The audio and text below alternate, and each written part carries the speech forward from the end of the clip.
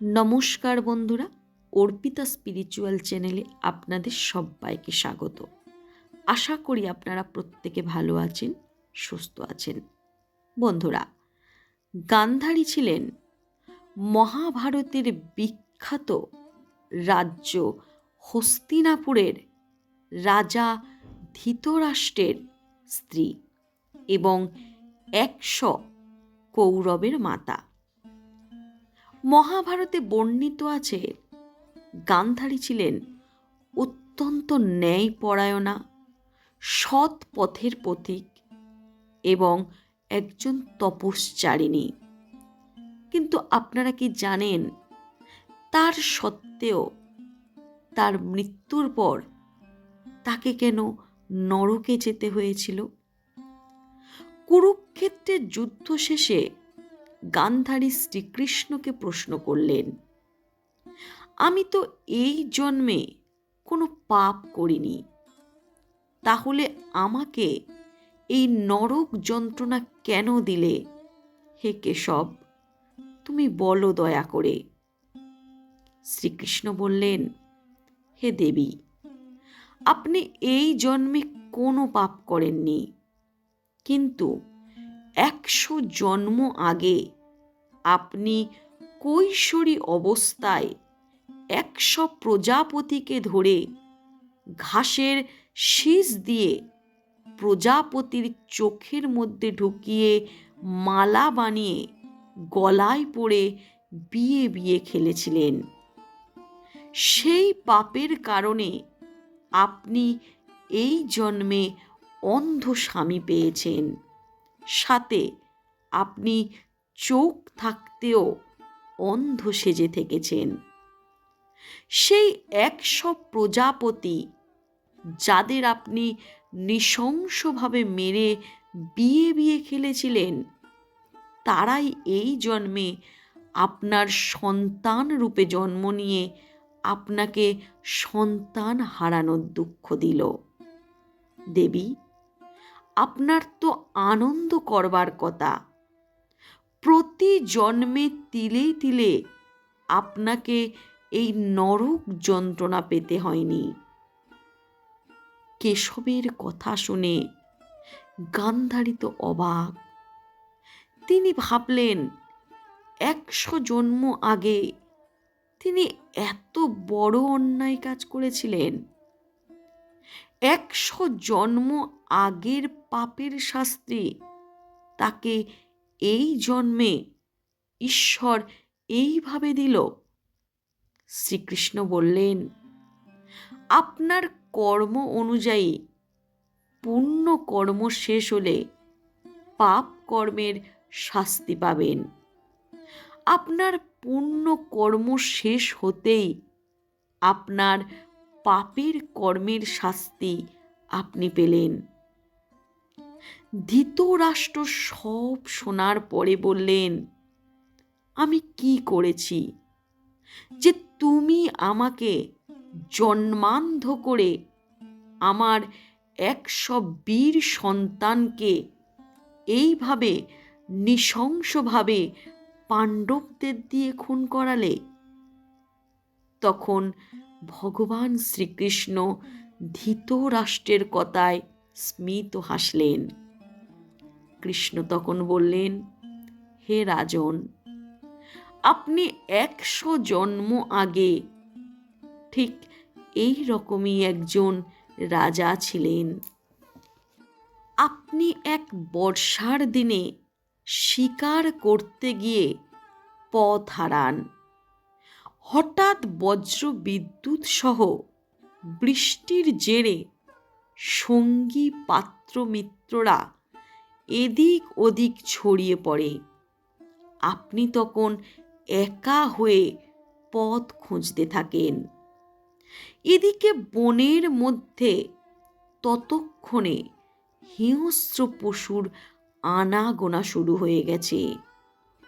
সাথে সন্ধ্যা নামছে দেখে আপনি তৎক্ষণাৎ একটি উঁচু গাছের ডালে গিয়ে বসেন। সেই গাছে বাসা করেছিল এক শুক দম্পতি পাখি। শুক পাখি আপনাকে চিনতে পারেন। সে তার স্ত্রীকে বলেন, আমাদের অতিথি হয়ে আজকে দেশের রাজা এসেছেন। তিনি এই ঝড় বৃষ্টির জলের রাতে বৃষ্টিতে ভিজে ঠান্ডায় কাঁপছেন। আমি একটু আগুনের ব্যবস্থা করি।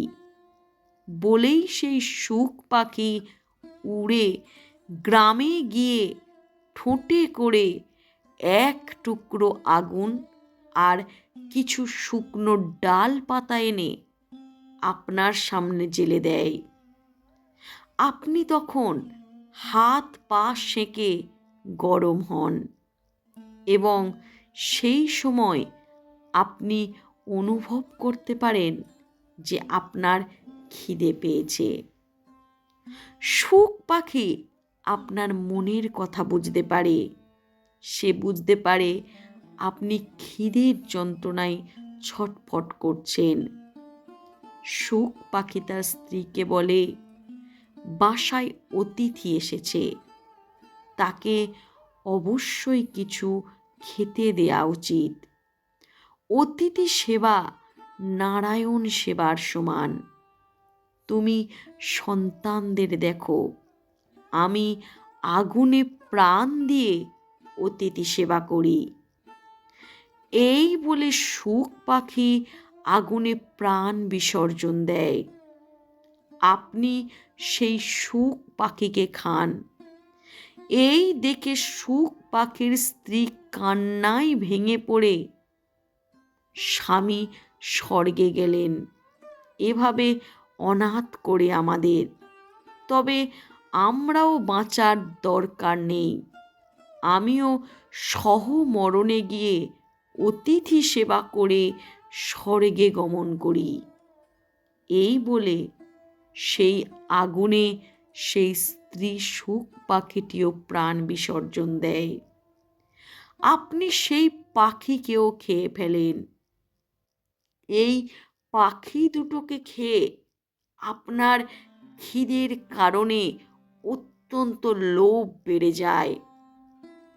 আপনি খাবার খুঁজতে খুঁজতে এদিক ওদিক তাকাতেই শুক পাখির 100 উড়তে না পারা সন্তানকে দেখতে পেয়ে গরম গাছের ডাল সেই অসহায় পাখি শিশুদের চোখের মধ্যে ঢুকিয়ে গেঁথে আপনি নিজের পেট ভরান। এরই মধ্যে রাত ফুরিয়ে ভোরের আলো ফুটছিল। ইতিমধ্যে আপনার সন্ধানে সবাই খুঁজতে এলে আপনি তাদের গলা স্বর শুনে নিচে নেমে আসেন। তারপর সবাই নিজের রাজ্যে ফিরে যান। আপনার এই নৃশংসভাবে শুক পাখি দম্পতির 100 সন্তানকে মারার পাপে আপনি 100 জন্ম পরে জন্মান্ধর সাথে সেই শুক পাখি দম্পতির 100 সন্তানই এই জন্মে আপনার সন্তান রূপে জন্ম নিয়ে আপনাকে সন্তান হারানোর দুঃখ যন্ত্রণা দিল। এই কথা শুনে ধৃতরাষ্ট্র অবাক হয়ে গেলেন। শ্রীকৃষ্ণ বললেন, আপনি এই জন্মে বা আগের জন্মে যে পাপ করবেন, আপনার পুণ্য কর্ম শেষ হতেই আপনি কিন্তু সেই পাপ কর্মের শাস্তি হিসাবে অবশ্যই ফল ভোগ করবেন। তো বন্ধুরা, আজকে ভগবান শ্রীকৃষ্ণের গান্ধারী ও ধৃতরাষ্ট্রের পূর্বজন্মের কোন কর্মের ফলে তারা এই জন্মে এত শাস্তি পেল সে বিষয়ে জানতে পারলাম। তাই আমাদের প্রত্যেকের উচিত আমাদের সব সময় ভালো কর্ম করা এবং সৎ পথে থাকা। আমাদের উচিত আমরা যাতে কাউকে কোনো কারণে কষ্ট না দিয়ে ফেলি সেই দিকে নজর রাখা। কোনো প্রাণীকে হত্যা করা, সে কুকুর হোক, বিড়াল হোক বা যে কোনো প্রাণীকে অন্যায়ভাবে হত্যা করা হলে বা তাদের শাস্তি দেওয়া হলে আপনি অবশ্যই আপনার শাস্তি পাবেন। সে এ জন্মে হোক বা পরজন্মে। পাপের ফল আপনাকে ভোগ করতেই হবে। আপনি যদি কোনো পুণ্য কর্ম করে থাকেন অবশ্যই আপনি ভালো ফল ভোগ করবেন, কিন্তু পাপ কর্ম করলে আপনাকে কিন্তু পাপের ফল অবশ্যই ভোগ করতে হবে। তাই বন্ধুরা, আমাদের উচিত যাতে আমরা কোনো পাপ কর্ম না করি সেই দিকে নিজেদেরকে সব সময় সচেতন রাখা।